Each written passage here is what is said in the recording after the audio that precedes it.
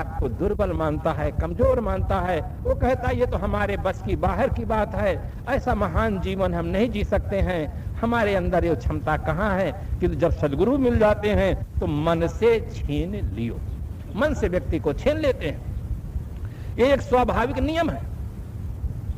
अगर कोई सिपाही कलेक्टर को आदेश दे कि बानेश्वर कबीर सत्संग आश्रम में सत्संग हो रहा है, आपकी उपस्थिति अनिवार्य है, तो क्या सिपाही के आदेश का पालन कलेक्टर महोदय कर सकते हैं? नहीं करेंगे। परंतु यहाँ के जो प्रधानमंत्री आदेश दे दें तो कलेक्टर आदेश का पालन करेगा नहीं, तुरंत करेगा। एक बार नहीं, अनेकों बार आकर आश्रम में व्यवस्था देखेंगे, पूछेंगे कैसी क्या व्यवस्था है, मैं क्या सहयोग दे सकता हूँ। बड़ा व्यक्ति जब छोटे व्यक्ति को आदेश देता है तब उस आदेश का पालन होता है। यदि आप शरीर मान करके अपने मन को बस में करना चाहेंगे तो कभी भी मन को बस में नहीं कर सकते हैं। किंतु जब आप अपने को आत्मा रूपी प्रधानमंत्री मानेंगे कि मैं आत्मा हूं, मेरे पास बहुत बड़ी क्षमता है, मेरी सत्ता पाकर मन संकल्प विकल्प करता है, मेरी सत्ता पा करके इंद्रियां कर्म करती हैं, यदि मैं सत्ता ना दूं तो मन कुछ नहीं कर सकता है, इंद्रियां कुछ नहीं कर सकती हैं। जिस दिन मैं शरीर में नहीं रह जाता हूं, शरीर बिल्कुल निश्चेष्ट हो जाता है, मुर्दा हो जाता है, कोई इंद्रियां कुछ भी कर्म नहीं करती हैं। इस प्रकार से अपनी सत्ता का जब बोध हो जाए, गौरव हो जाए, फिर आप अपने मन को आदेश देंगे तो आपका मन नियंत्रण में रहेगा। माइंड कंट्रोल के अभाव में ही बर्थ कंट्रोल की समस्या पैदा हो गई है। अगर आदमी माइंड कंट्रोल में सक्षम होता तो बर्थ कंट्रोल की कोई समस्या न होती। इसके लिए जीवन में सदगुरु की बहुत बड़ी आवश्यकता है। सदगुरु के पास ही वो क्षमता है कि मन से छीन लियो। जो मन का आदमी अधीन हो गया है, कोई आदमी तो कहता महाराज, हम कितने आदमी बिल्कुल सही है, कहते महाराज हमारा मन भजन में नहीं लगता है, हमारा मन ध्यान में नहीं लगता है, हमारा मन सत्संग में नहीं लगता है।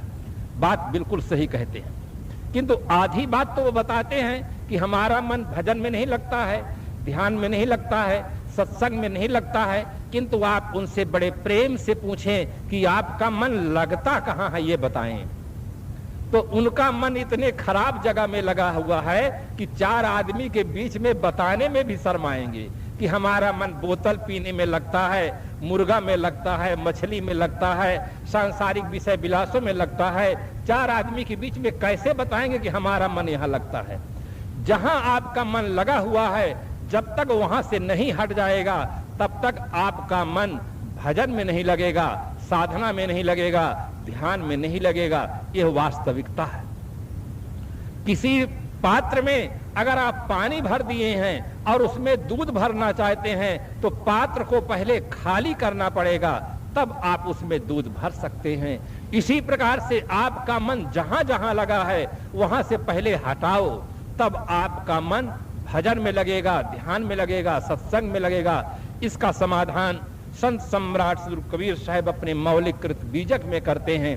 उन्होंने कहा, सांची प्रीत विषय माया सो हरि भगतन की फांसी, कहीं कबीर एक राम भजे बिनु बांधे अंपुर जासी। सच्चा प्रेम आदमी का संसार में है, माया में है, मायापति भगवान में नहीं है। अगर रात में तंबाकू न रहे तो आदमी को नींद नहीं आ सकती है, और माला न फेरे, भजन न करे, ध्यान न करे तो नींद आसानी से आ सकती है। तो सच्चा प्रेम उसका कहाँ है?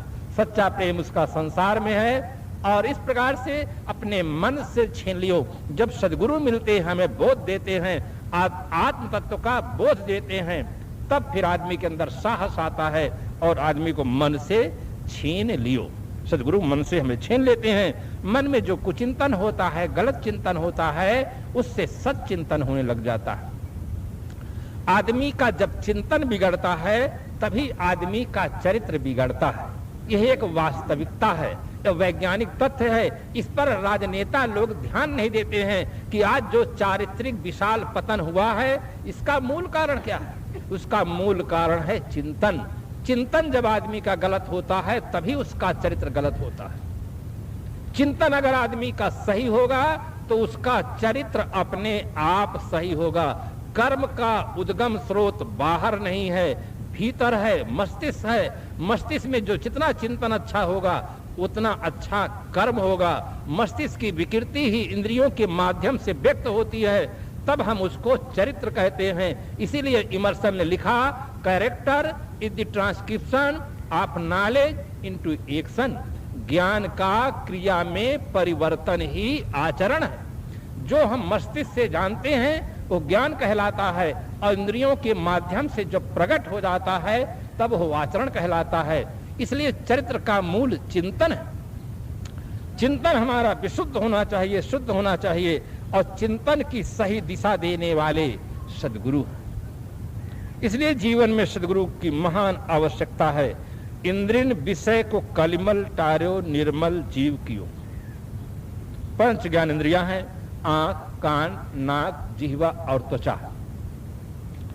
पांचों इंद्रियां पांचों विषयों के लिए लालायित रहती है। आंख सुंदर रूप देखना चाहती है, कान सुंदर शब्दों के लिए, नासिका सुगंध के लिए, और इसी प्रकार से अन्य इंद्रियां अपने अपने विषयों के लिए। किंतु इंद्रियन विषय को कलमल टालो। जब गुरुदेव मिले, दर्शन दिए, जिज्ञासा हुई, हम पूछे, हर आदमी अपने जीवन में क्या चाहता है?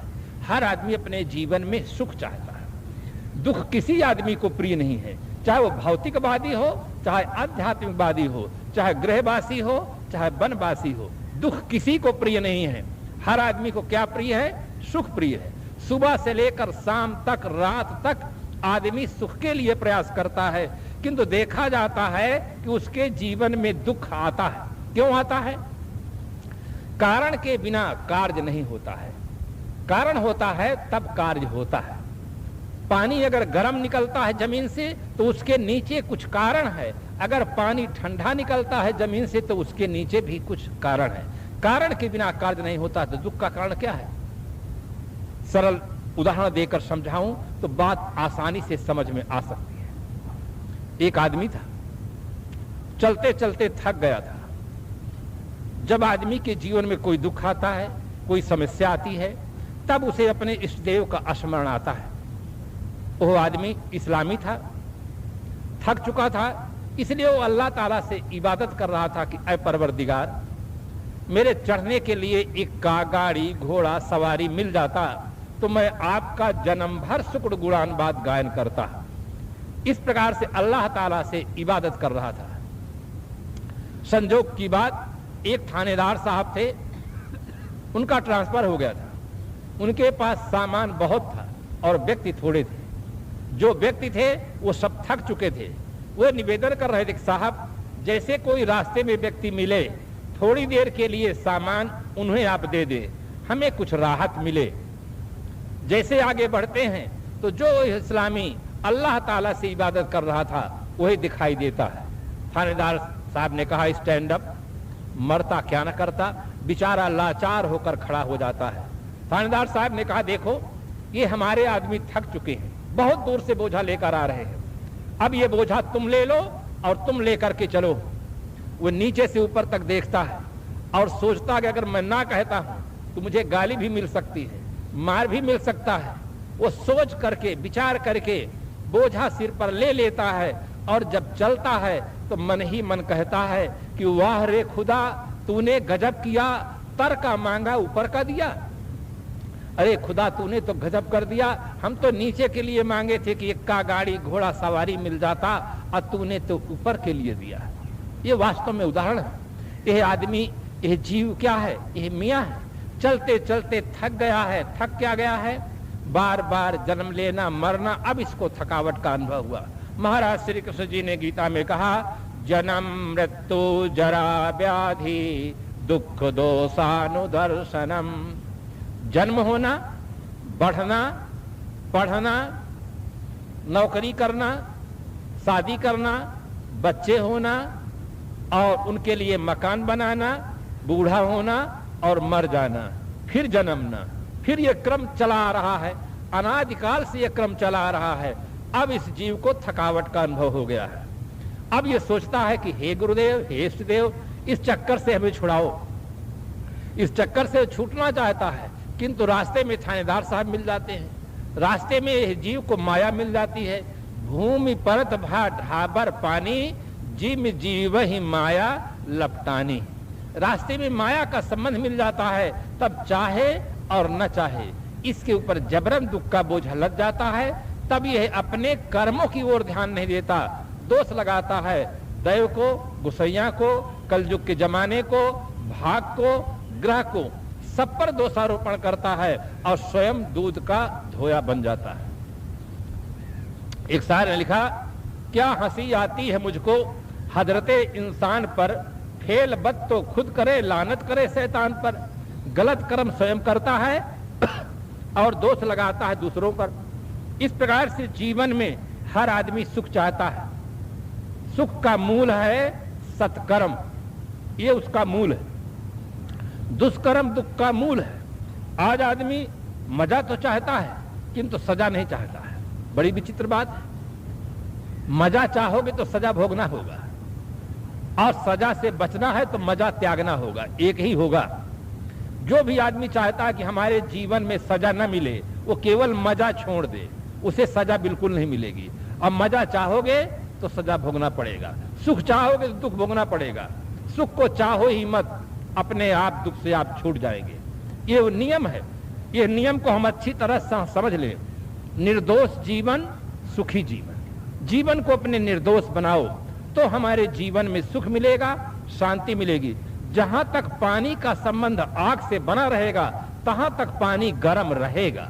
अगर चाहते हैं कि पानी ठंडा हो जाए तो पवन चला दें, अग्नि के परमाणुओं को वहां से हटा दें, पानी स्वाभाविक शीतल होता है।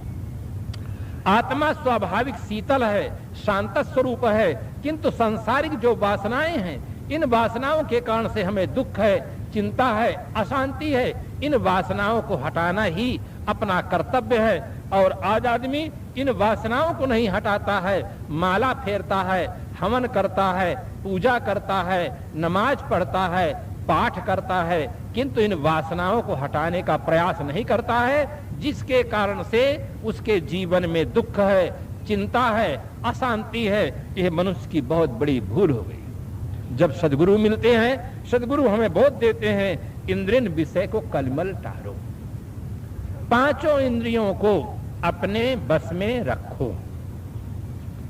आदमी जीवन में स्वतंत्रता चाहता है। स्वतंत्रता का अर्थ है स्व माने अपना, तंत्र माने शासन।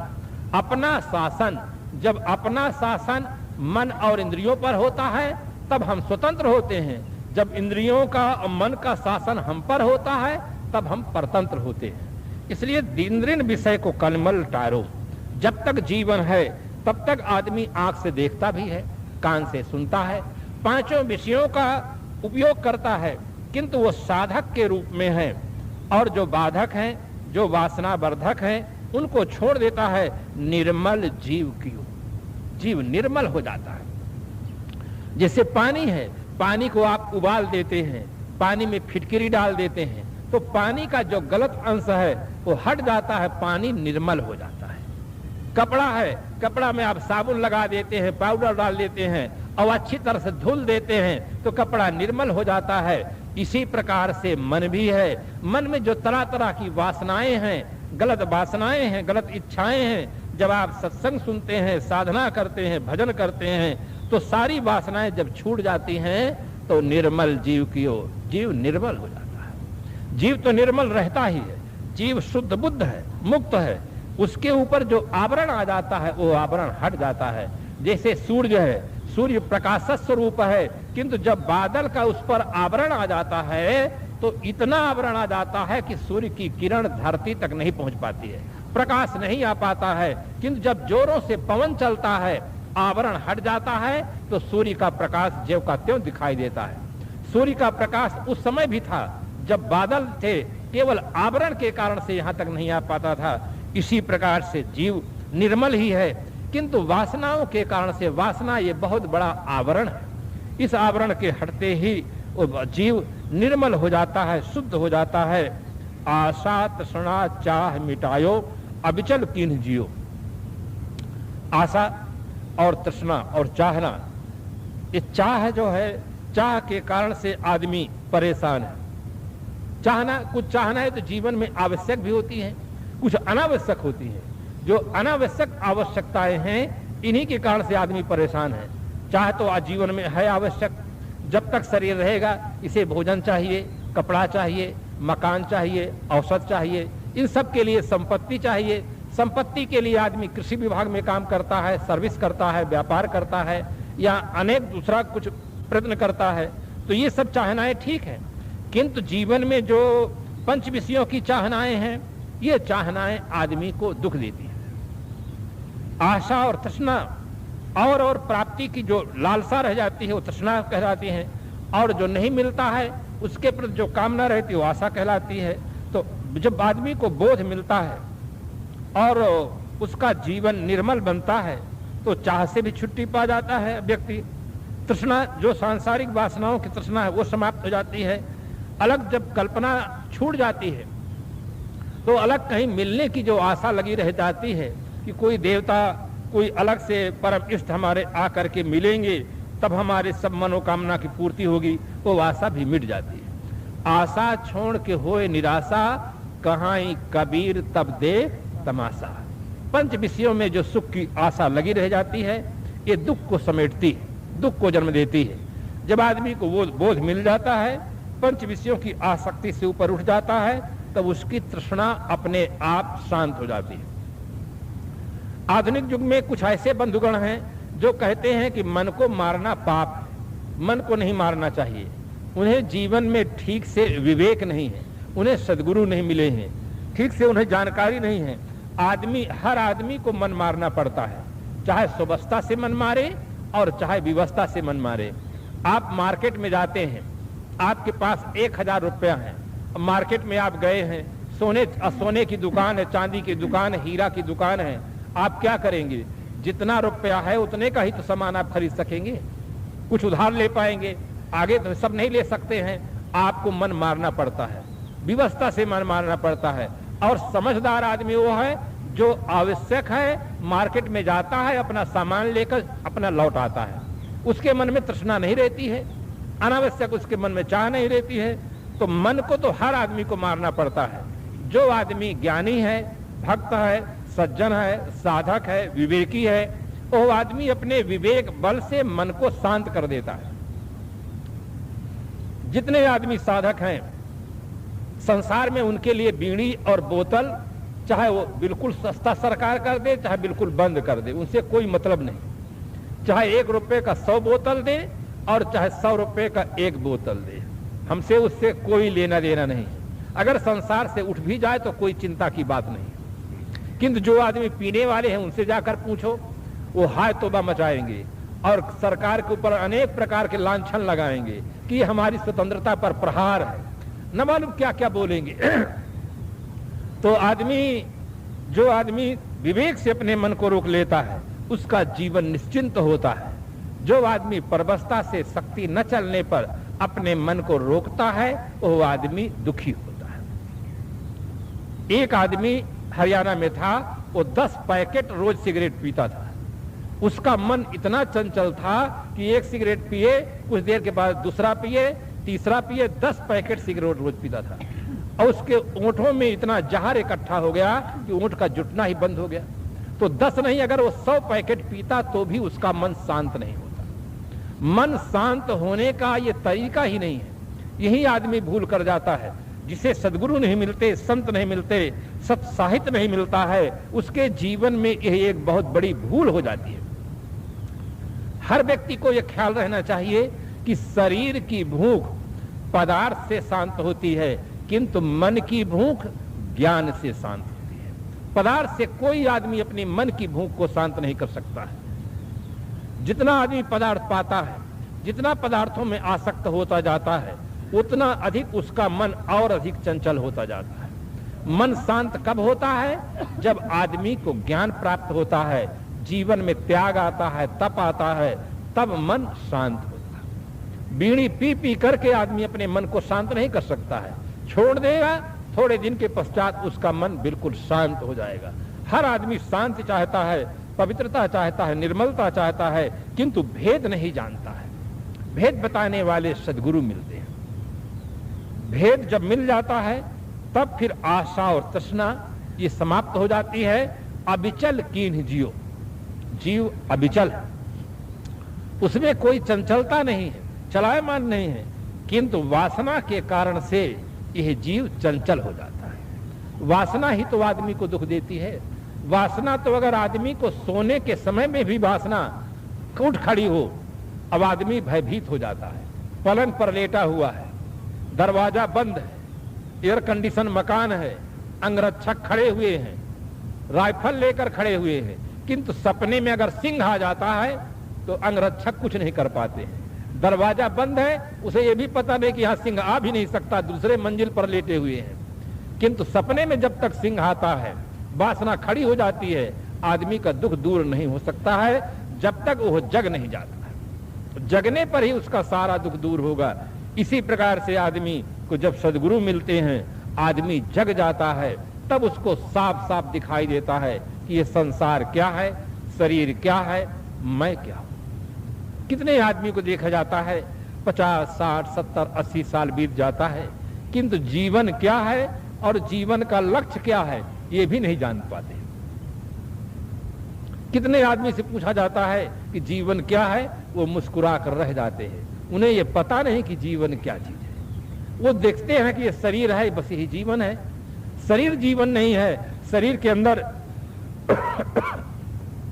जो विराजमान चेतन सत्ता है, जब तक शरीर के अंदर चेतन सत्ता है तब तक जीवन है, और उस सत्ता का न रह जाना ही मृत्यु है। मृत्यु और कोई चीज नहीं। शरीर में चेतना का होना जीवन, और उसका न रह जाना ही मृत्यु है। जब तक शरीर है इसकी कितनी बड़ी कीमत है, और जैसे अंदर वाला निकल जाता है बाहर वाले का क्या मूल्य रह जाता है। जिस शरीर का आदमी हम करता है, अगर अंदर वाला निकल गया तो शरीर को लोग शरीर नहीं कहते, शव कहते हैं, मुर्दा शव, और उसे फिर नीचे लेटा देते हैं।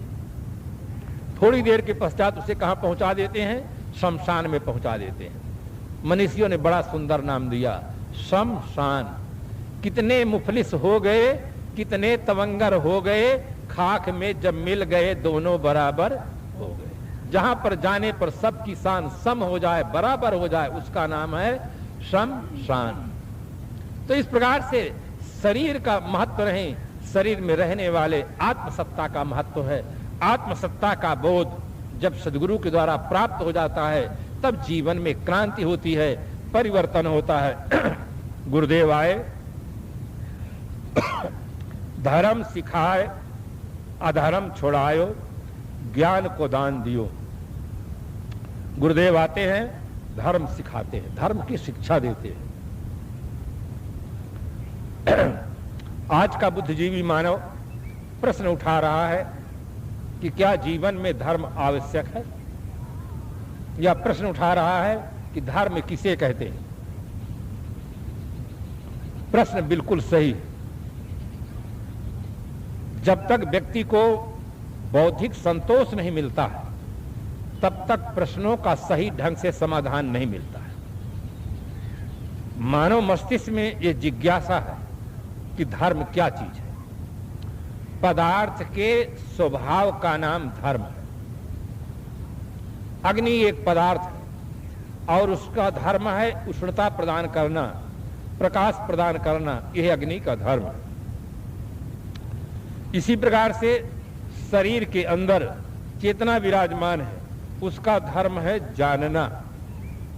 इसलिए ज्ञान के अनुसार आचरण करना धर्म, और उसके विपरीत आचरण करना अधर्म। एक शब्द में कहा जा सकता है, समस्त दुराचरण का त्याग करके सदाचरण का पालन करना धर्म। धर्म और विज्ञान दोनों जीवन के लिए उपयोगी, दोनों अत्यंत आवश्यक है। विज्ञान से हमें भौतिक समृद्धि मिलती है और धर्म से हमें मानसिक समृद्धि मिलती है। अगर विज्ञान न होता, ये विकास न होता, तो ये समृद्धि भी नहीं होती। इसलिए विज्ञान से हमें शक्ति मिलती है और धर्म से हमें शांति मिलती है। आज विज्ञान ने हमें इतनी शक्ति दे दिया है कि हाइड्रोजन बम बन गया है, परमाणु बम बन गया है, एटम बम बन गया है। एक बम छोड़ दो तो सब स्वाहा हो जाए। विज्ञान आदमी को मार तो सकता है किंतु जिला नहीं सकता है। ये उसमें दुर्बलता है, ये उसमें कमजोरी है। मारने का साधन उसके पास बहुत ज्यादा है। विज्ञान ऐसी हमें शक्ति दे दिया है कि आज आदमी उस शक्ति से स्वयं भयभीत हो गया है, उसके लिए स्वयं खतरा पैदा हो गया। विज्ञान पर धर्म का नियंत्रण होना चाहिए, तब शांति मिलेगी। धर्म हमें शांति देता है, विज्ञान हमें शक्ति देता है। जीवन में दोनों की बहुत बड़ी आवश्यकता है। विज्ञान ने हमें धरती पर दौड़ना सिखलाया है, विज्ञान ने हमें जल में तैरना सिखलाया है, विज्ञान ने हमें आकाश में उड़ना सिखलाया है, किंतु विज्ञान ने हमें धरती तल पर प्रेम से रहना नहीं सिखाया है। इस कारण से आदमी का जीवन आज अभिशाप हो गया है। आज जहां देखो धरती पर रहने वाले आदमी लड़ रहे हैं। ईरान इराक को देखो, रूस अमेरिका को देखो, पंजाब और इधर आसाम को देखो। जहां आप देखेंगे, चाहे जिस देश में चले जाएं, जहां देखेंगे आदमी आदमी को आज परेशान कर रहा है। धर्म हमें जीने की कला सिखाता है, जीवन को कैसे जीना चाहिए ये धर्म हमें सिखाता है। जब आदमी समस्त गलत कर्मों को छोड़ देता है, शुभ कर्मों का संपादन करता है, वो आदमी धार्मिक कहलाता है। वो धर्म है सदाचरण। एक शब्द में कहा जा सकता है धर्म है सदाचरण, अच्छे आचरण से जीना। और घर में हो, समाज हो, देश हो, जहां अच्छे आदमी होंगे वहीं सुंदर व्यवस्था होगी, और जहां खराब आदमी होंगे वहीं अशांति होगी। इसलिए जीवन में धर्म की बहुत बड़ी आवश्यकता है। सदगुरु मिले हमें धर्म की शिक्षा देते हैं, कर्तव्य पालन की शिक्षा देते हैं। मैं एक विद्यालय में गया, प्रिंसिपल महोदय ने पूछा कि महाराज आप किस विषय पर बोलेंगे।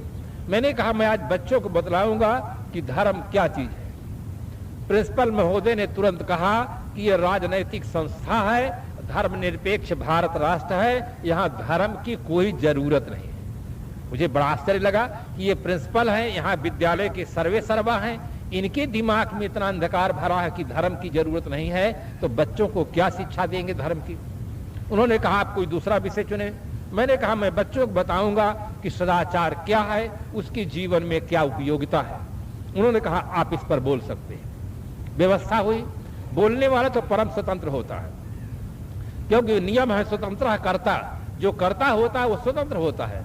बोलने में बोलने वाला परम स्वतंत्र। बीच में मैं जब प्रवचन कर रहा था तो धर्म का नाम लिया कि जो विद्यार्थी अपने धर्म का पालन नहीं करेगा वो विद्यार्थी फेल हो जाएगा। विद्यार्थी का धर्म है विद्या अध्ययन करना, ये विद्यार्थी का धर्म है।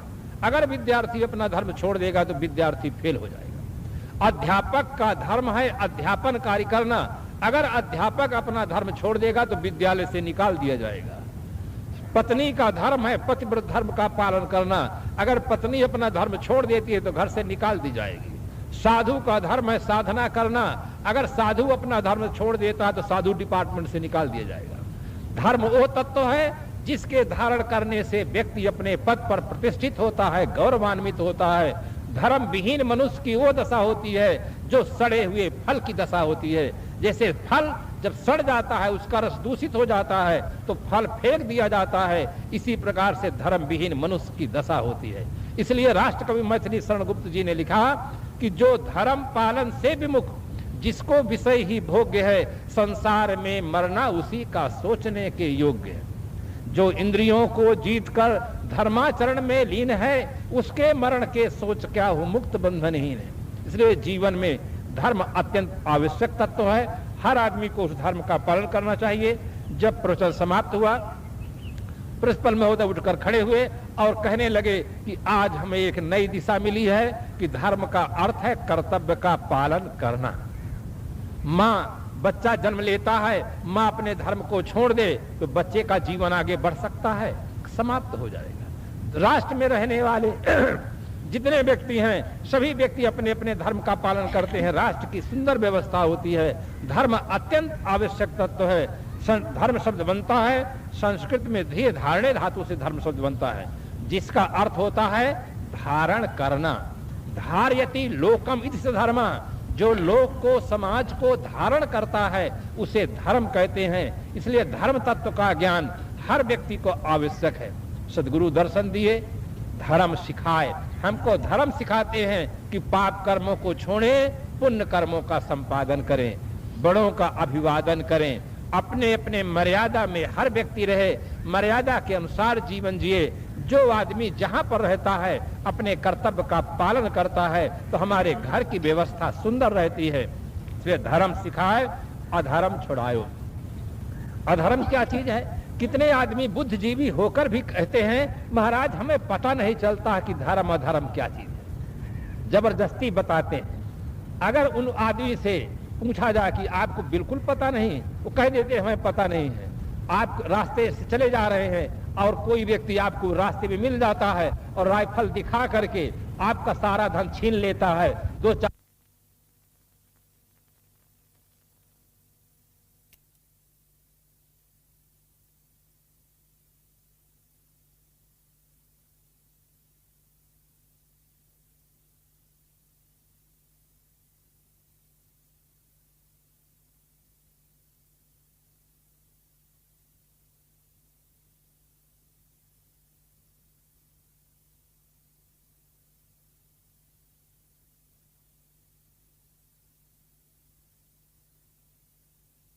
आपे तीनों लोग हाँकते कांपे। अब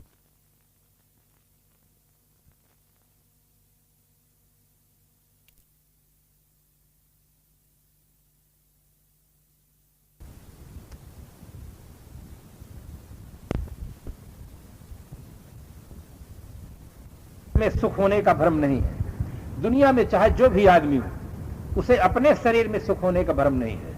हर आदमी को यह निश्चित पता है कि हमारे शरीर में किंचित भी सुख नहीं है, क्योंकि जब दूसरे के शरीर को देखता है तब उसके दिमाग में भ्रम हो जाता है, आवरण छा जाता है। फिर उसको ऐसा लगता है कि इनके शरीर में सुख होगा। जब आदमी सुख होने के भ्रम में पड़ जाता है तब आदमी अगला कदम उठा लेता है, सुख प्राप्ति के लिए प्रयास करता है, फिर वो गृहस्थी के जाल में पड़ जाता है। तब वो कहता है कि महाराज हम ये धर्म जाल में पड़ गए हैं। वास्तविक जाल नहीं है। अगर आदमी को जड़ चेतन का बोध हो जाए तो हर आदमी इस जाल से छूट सकता है, प्रारंभिक अवस्था से भी छूट सकता है और वैसे भी छूट सकता है। इसलिए हर आदमी को इस मस्तिष्क में जो हमारे भ्रम है कि पंच विषयों में सुख है, इस भ्रम के लिए हमें सदगुरु की शरण में जाना होगा। वहां से जड़ चेतन का वस्तु स्थिति का यथार्थ बोध प्राप्त करना होगा। और जब तक बोध प्राप्त न होगा तब तक इस भ्रम से हम छूट नहीं सकते हैं। कभी न सोच लेना कि वृद्ध अवस्था आ जाएगी तो इस भ्रम से हम छूट जाएंगे, या बहुत बड़े पद पर हम पहुंच जाएंगे तो भ्रम से छूट जाएंगे। ऐसा कुछ होता नहीं है। ऐसा देखा जाता है कि 70-80 वर्ष से व्यक्ति और अधिक आयु प्राप्त कर लेता है, वृद्ध हो जाता है, जर्जर हो जाता है, तंबाकू हाथ से बना नहीं सकता है, दूसरा व्यक्ति देता है तो भी खाता है और थूकता है तो कपड़े में और जमीन में दोनों जगह जाता है। आदमी का शरीर काम नहीं देता है, किंतु आदत से आदमी लाचार रहता है। जब तक आदमी के मस्तिष्क में अंधेरा है, भ्रम है, तब तक आदमी इस भ्रम जाल से मुक्त नहीं हो सकता है। चाहे जितने बड़े पद पर पहुंच जाए, चाहे जितने बड़े ऐश्वर्य का स्वामी बन जाए और चाहे जो अवस्था प्राप्त कर ले, जब भ्रम दिमाग से हट जाएगा तब आदमी ऐसा महान जीवन जीने का सौभाग्य प्राप्त होगा। एक शायर ने इसीलिए व्यंग किया, इस दौरे तरक्की के अंदाज निराले हैं, इस दौरे तरक्की के अंदाज निराले हैं, जहनों में अंधेरे हैं, सड़कों पे उजाले। सड़कों में तो उजाला है, जहां देखो तहां उजाला उजाला दिखाई देता है, किंतु हृदय में अंधेरा है। रोशनी कोर्ट और किलों में है, रोशनी फैक्ट्री और मिलों में है, रोशनी खूब महफिलों में है, पर अंधेरा दिलों में है। सब जगह जगमगाहट जगमगाहट है, किंतु आदमी के दिमाग के अंदर अंधेरा रहेगा तो आदमी इस भ्रम जाल से कभी भी छूट नहीं सकता है। वैज्ञानिक आविष्कार उसके जीवन को आजाद नहीं बना सकते हैं, उसका जीवन को निर्मल और महान नहीं बना सकते हैं। वैज्ञानिक आविष्कार हमें सुविधा पूर्वक जीवन जीने की प्रेरणा दे सकते हैं, बस इसके आगे नहीं कुछ कर सकते। इसीलिए जीवन में सद्गुरु की महती आवश्यकता है, जिससे हमें भ्रम जाल से हम छूटे। दूसरा जाल है संशय जाल। सुन सुन करके संशय हो जाता है। संशय कहते हैं संदेह। प्राचीन परंपरा से हम सुन लिए हैं कि कोई काम विशेष में जाना हो मुकदमे में तारीख में जाना हो, अगर कोई विधवा स्त्री मिल जाए और खाली घड़ा लिए हो तो समझ लेते कि हमारा काम सब बिगड़ जाएगा। सुन लिए और सुन करके अगर संजोग से वैसी विधवा स्त्री मिल जाती है तो आपके दिमाग में वो संस्कार काम करने लग जाता है। आप वकील हैं, डॉक्टर हैं, नेता हैं, सेठ हैं, प्रोफेसर हैं, किंतु बचपन में जो सुना गया है वो संस्कार आपके भीतर बैठा हुआ है। आपको अच्छा नहीं लगता कि आप घर से बाहर निकलने वाले हों और कोई विधवा स्त्री आपके सामने खड़ी हो जाए। अगर ऐसा पुरुष आ जाए जिसके पास पत्नी न हो तो आपके मन में संस्कार ऐसा नहीं बनेगा, क्योंकि उसके लिए प्रचार नहीं किया गया है। अगर उसको भी प्रचार कर दिया जाता तो भी संस्कार सामने आ जाता। एक के पास पति नहीं है, एक के पास पत्नी नहीं है, तो इस प्रकार से अगर आप सगुन मानते हैं दोनों के लिए क्यों नहीं मानते हैं? किंतु नहीं, हमने महिलाओं के ऊपर ज्यादा भार दिया। वास्तव में मैं जिन जिन प्रांतों में गया हूं, जहां जहां गया हूं, यहां भी देखा हूं कि माताओं में श्रद्धा ज्यादा होती है, भावना ज्यादा होती है, और इनकी श्रद्धा का लोगों ने दुरुपयोग ज्यादा किया है। सारा उपदेश इनके लिए दे दिया है, अपने लिए कुछ नहीं रखा। यहां तक कह दिया है कि स्त्रियां, जो स्त्री पूर्व जन्म में परपति से प्रेम करती है वो इस जन्म में भरी जवानी में विधवा हो जाती है। ऐसा लिख दिया ग्रंथों में। अगर ये हमारी देवियां बहनें शिक्षित हों, सदगुरु के दरबार में आए, सुने समझें, तो ये भी कथाकारों से प्रश्न कर सकती हैं। इनके पास बौद्धिक क्षमता जागृत हो जाए तो ये प्रश्न उठा सकती हैं कि महिलाएं, जो महिला पूर्व जन्म में परपति से प्रेम करती है तो इस जन्म में भरी जवानी में विधवा हो जाती है, तो पुरुष कौन सा पुण्य करता है कि इस जन्म में भरी जवानी में विधुर हो जाता है? उसका कारण क्या है? नारी के विधवा होने का कारण तो आपने बता दिया कि पूर्व जन्म में परपति से प्रेम किया है। अगर पुरुष के जीवन में ऐसी घटना घट जाती है कि उसकी पत्नी मर जाती है तो वो कौन सा कर्म किया है? तो कोई ग्रंथकार उत्तर नहीं दे सकते हैं कि जो पुरुष पूर्व जन्म में परपत्नी से प्रेम करता है वो भरी जवानी में उसकी पत्नी समाप्त, ऐसा नहीं लिख सकते, क्योंकि पुरुष उसकी लंबी खबर लेंगे कथाकार की। इसलिए महिलाओं के ऊपर सारा हम दोषारोपण करते हैं। बहुत बड़ा नारी जात के साथ अन्याय हुआ है। हमारे पूर्व जन्म की आप बात कैसे जानते हैं? आप अपने लिए तो कुछ नहीं जानते, हमारे लिए कैसे जान लेते हैं? तो इस प्रकार से श्रद्धा का दुरुपयोग हुआ है।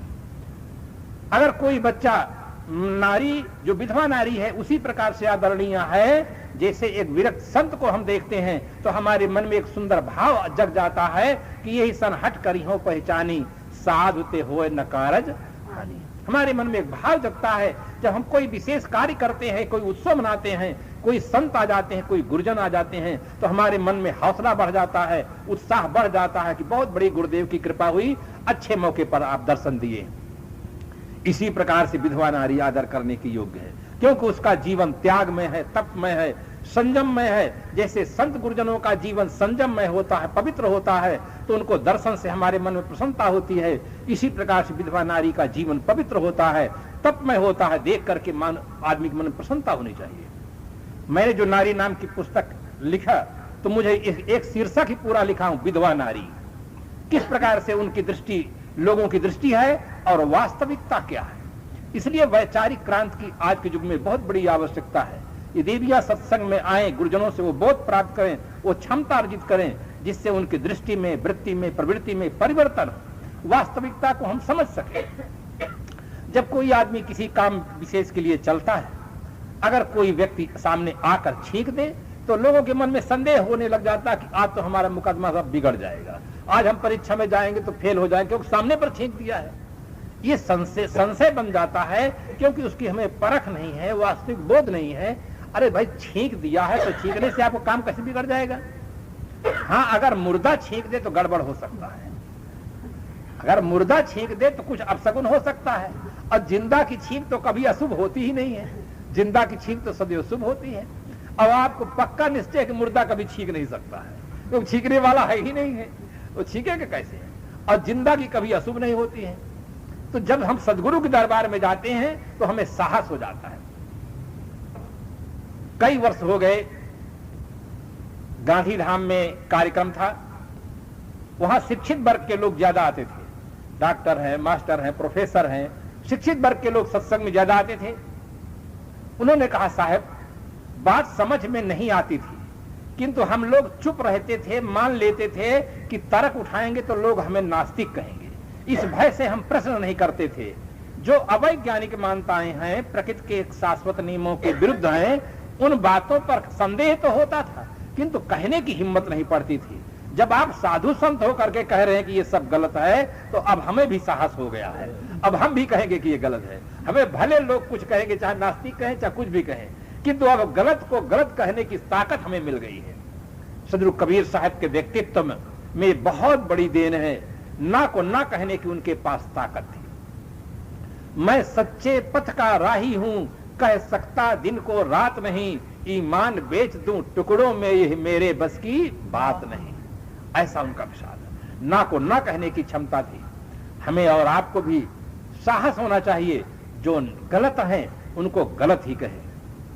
सदगुरु कबीर साहब ने कहा, हमरे कहलक नहीं पतियार, आप बूढ़े नर सरिधार, अंधा कहे अंधा पतियार, जस विश्वा के लगन धराए, सो तो कहिए ऐसो बूझ खसम ठा डिगना ही सूझ।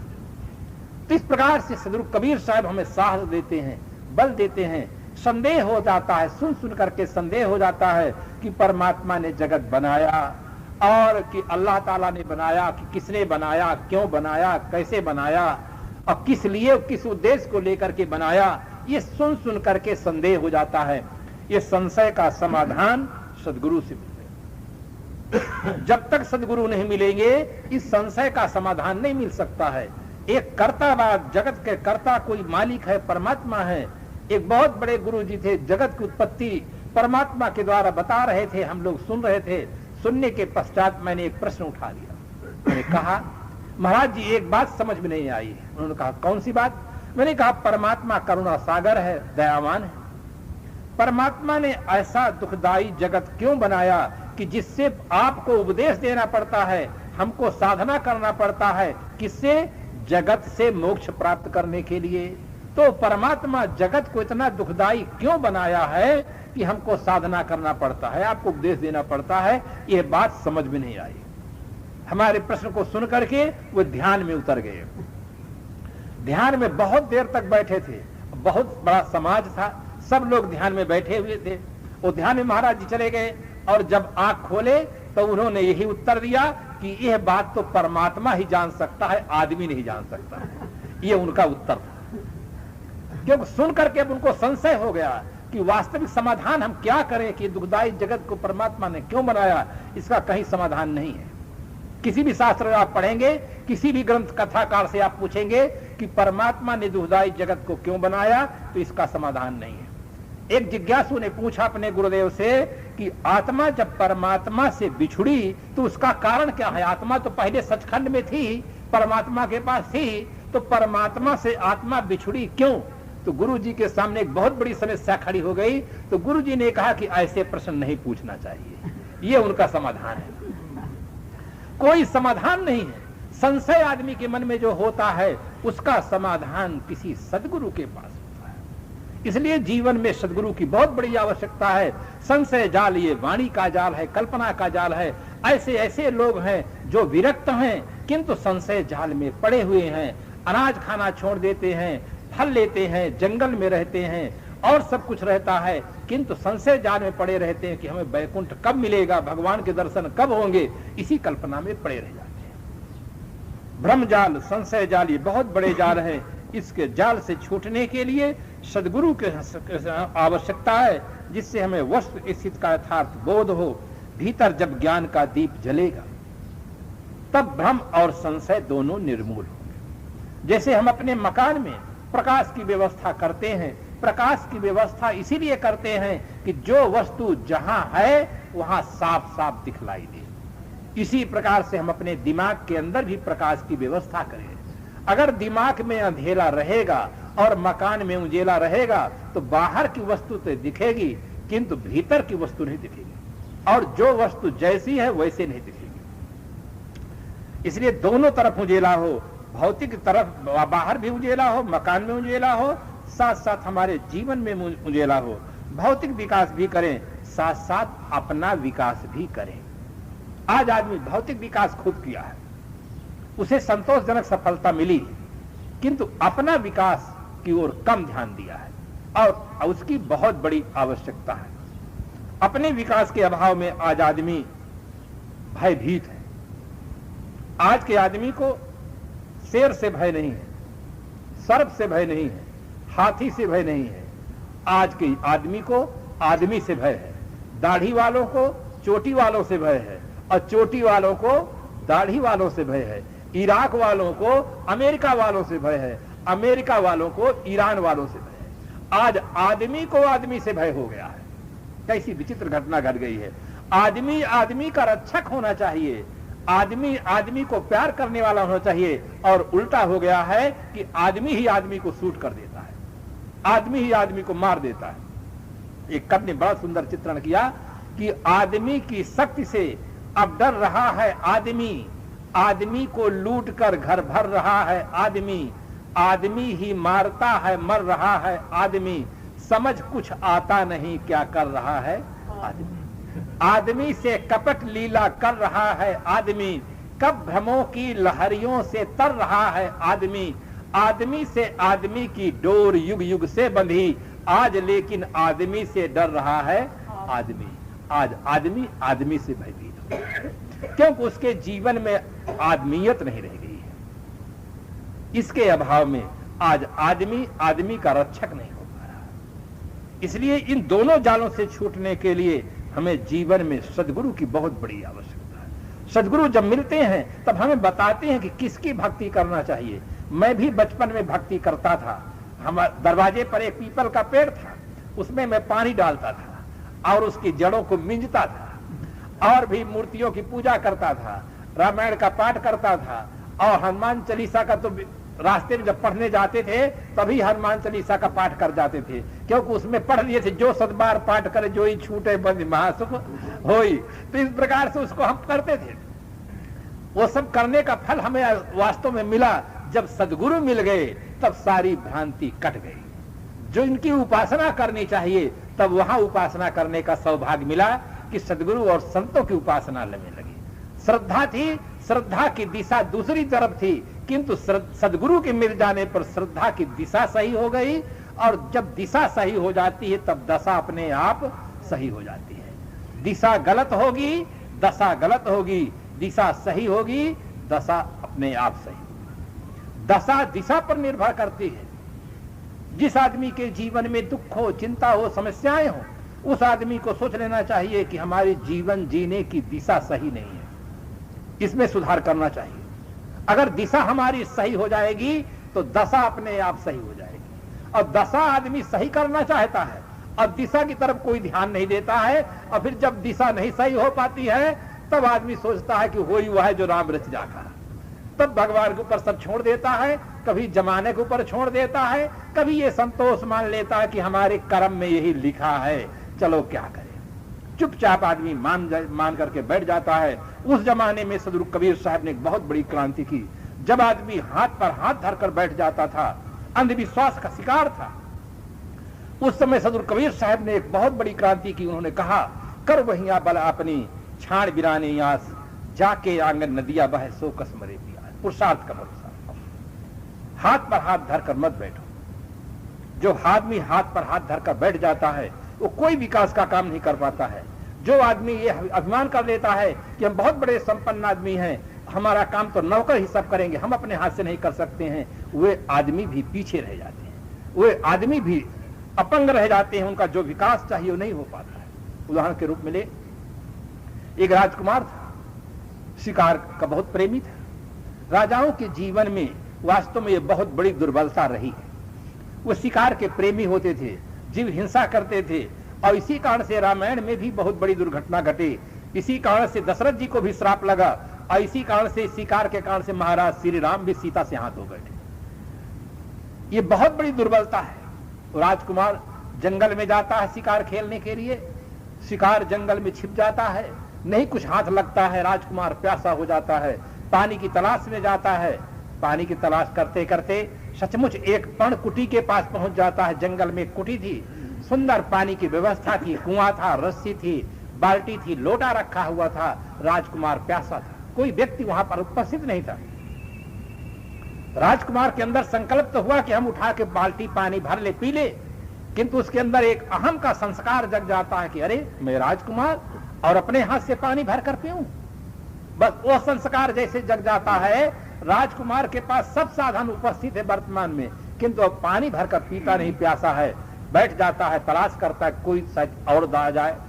थोड़ी देर के बाद एक दूसरा व्यक्ति दिखाई देता है। उसने कहा श्रीमान जी जल्दी करे, प्राणों की बाजी लगी हुई है, पानी भर करके हमें पिलाए। वो व्यक्ति देखता है नीचे से ऊपर तक, तुरंत समझ जाता है कि ये तो राजकुमार पानी भरकर पीता क्यों नहीं। उन्होंने कहा आप पानी भरकर पीते क्यों नहीं। कहा मैं राजकुमार हूं, अपने हाथ से पानी भरकर कैसे पी सकता हूं, मैं राजदादा हूं। उसने कहा मैं मंत्री ज्यादा हूं, मैं मंत्री का लड़का हूं, मैं अपने हाथ से पानी भरकर कैसे पी सकता हूं और कैसे आपको पिला सकता हूं। मैं सोचा था कि आप मिल गए हैं, अब पानी पीने को मिलेगा। अब दो प्यासे हैं, अब दोनों कुएं के पास बैठ गए, पानी भरकर नहीं पीते हैं, अपने हाथ से पानी भरना समझते हैं कि ये अपने स्तर का काम नहीं। दोनों बैठ जाते हैं, प्रतीक्षा करते हैं। थोड़ी देर के पश्चात एक तीसरा व्यक्ति नवयुवक पहुंच जाता है। दोनों एक साथ कहते हैं श्रीमान जी जल्दी करें, प्राणों की बाजी लगी है, हमारे प्राण आपके हाथ में हैं, आप पानी भर के पिलाने की कृपा करें। वो भी व्यक्ति देखता है दोनों को नीचे से ऊपर तक, ये स्वस्थ हैं, आखिर पानी भरकर क्यों नहीं पी लेते हैं, इतना दीनहीन क्यों है। एक ने कहा मैं राजा हूं, अपने हाथ से पानी भरकर कैसे पी सकता हूं। दूसरे ने कहा मैं मंत्री ज्यादा हूं, मैं अपने हाथ से पानी भरकर कैसे पी सकता हूं। तीसरे ने कहा मैं भी बहुत प्यासा था और सोचा था कि आप दो मिल गए हैं, पानी पीने को मिलेगा। मैं अमीर ज्यादा हूं, मैं बहुत बड़े संपन्न घर का आदमी हूं, मैं अपने हाथ से पानी भरकर कैसे पी सकता हूं, आपको पानी कैसे पिला सकता हूं। अब तीन प्यासे बैठ जाते हैं, साधन सब उपस्थित है, अब तीनों कुएं के पास बैठे हैं, पानी भरकर नहीं पी रहे हैं। थोड़ी देर के पश्चात चौथा व्यक्ति आता है, वो स्वस्थ आदमी है, हृष्ट पुष्ट है। तीनों देख करके कहते हैं श्रीमान जी जल्दी करें, प्राणों की बाजी लगी है, पानी पिलाने की कृपा करें। वो भी व्यक्ति प्रश्न उठा देता है तीनों को देख करके। तीनों अपना अपना उत्तर देते हैं कि मैं राजा हूं, अपने हाथ से पानी भरकर कैसे पी सकता हूं। दूसरे ने कहा मैं मंत्री ज्यादा हूं, अपने हाथ से पानी भरकर कैसे पी सकता हूं। तीसरे ने कहा मैं अमीर ज्यादा हूं, मैं अपने हाथ से पानी भरकर कैसे पी सकता हूं। चौथा ने कहा मैं हराम ज्यादा हूं, मैं किसी को पानी नहीं पिलाता हूं। पानी पिया और चल दिया। वो अपना पानी पी लेता है और चल देता है। उसने कहा मैं हराम ज्यादा हूं, मैं किसी को पानी नहीं पिलाता। तीनों व्यक्ति उसका मुंह ताकते रह गए, अरे ये कैसा आदमी है। अपना पिया और चल दिया। तो जो आदमी इस प्रकार से बड़प्पन का अभिमान करता है कि अरे हम ये कैसे काम करेंगे, छोटा काम, छोटा हो बड़ा हो सब काम तो आदमी ही करता है, और अपने निर्वाह के लिए अपना काम करना कोई गलत नहीं है। हाँ आप चोरी ना करें, हिंसा ना करें, कोई गलत काम ना करें, किंतु अपने घर का काम करना हो, आश्रम का काम करना हो, सेवा का काम करना हो, समाज का काम करना हो, तो सब काम करें। महाराज श्री कृष्ण जी यज्ञ में जो व्यक्ति आए थे सबका पैर धोने का काम लिए थे। जितने बड़े व्यक्ति होते हैं, बड़े पुरुष निर्माण रहत है, होत बड़ा ईजाब। इस प्रकार से आदमी के अंदर ये भाव होना चाहिए, पुरुषार्थ के बल पर आदमी आगे बढ़ा है। तो सदगुरु के शरण में जब हम जाते हैं, सदगुरु हमें बोध देते हैं कि भाग्य और भगवान के भरोसे न बैठे, पुरुषार्थ करें। पुरुषार्थ करके आदमी आध्यात्मिक विकास कर सकता है, भौतिक विकास कर सकता है। शिष्य वंदना करता है कि हे गुरुदेव, जन्म अनंत सबे कुछ कीन है, नहीं गुरु भक्ति मिले हो, भाग उदय जो आज मिले सो दिन दिन अधिक रुचि हो। अनंत जन्मों में मैं सब कुछ किया, संसार की तरफ, संसार की दिशा में मैं रात दिन प्रयास किया हूं, सब कुछ किया हूं, नहीं गुरु भक्ति मिले हो, किंतु गुरु की भक्ति करने का मुझे सौभाग्य नहीं मिला है। गुरु की भक्ति करने का सौभाग्य मिला होता, बोध मिला होता, तो आज ये शरीर ही नहीं होता। यही उसका प्रमाण पत्र है। जन्म अनंत सबे कचुकीन है, नहीं गुरु भक्ति मिले हो, भाग उदय जो आज मिले सोई दिन दिन अधिक रुचि। आज मेरा बहुत बड़ा भाग जगा है कि मुझे गुरु की भक्ति करने का सौभाग्य मिला है। दिन दिन अधिक रुचि हूं, मेरी रुचि दिन प्रतिदिन आगे बढ़े। भोजन में कितने लोग कहते हमारी रुचि नहीं, कितने लोग कहते हमारी सत्संग में रुचि नहीं।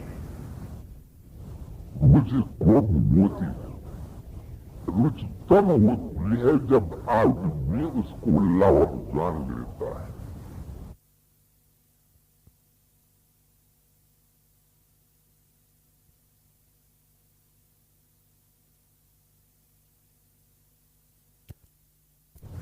लाभ जानने से ही रुचि बढ़ती है। कोई व्यापारी है और जोड़ लिया कि इस चीज में भाव अच्छा आया तो उसकी रुचि उधर हो जाएगी, वही माल खरीद लेगा जिसके माल में व्यापार में लाभ हुआ। इसी प्रकार से अगर हमें सदगुरु की उपासना से लाभ मालूम हो कि ज्ञान की प्राप्ति होगी, हमारा जीवन निर्बंध होगा, सारी भूल भ्रांतियां कट जाएंगी। अनादिकाल से जिन वासनाओं से हम हार गए थे, जिन वासनाओं से लाचार होकर हम जीवन जी रहे थे, क्योंकि हमारे पास बोध की शक्ति नहीं थी। आदमी के पास जीवन में अनेक प्रकार की शक्ति होती है। धन की शक्ति होती है, जोन की शक्ति होती है, बल की शक्ति होती है, ये सब शक्ति है। किंतु आदमी के पास बोध की शक्ति न हो तो आदमी पवित्र जीवन नहीं जी सकता है और प्रभावित जीवन यापन नहीं कर सकता है। बोध की शक्ति मिलती है सदगुरु से। इसलिए शिष्य कहता है दिन दिन अधिक रुचियों, दिन दिन मेरी सदगुरु की भक्ति की रुचि जगे। किस प्रकार से मैं उपासना करूं, भक्ति करूं, सेवा करूं, सेवा करने का मुझे सौभाग्य मिलता है। आदमी के पास सेवा करने का माध्यम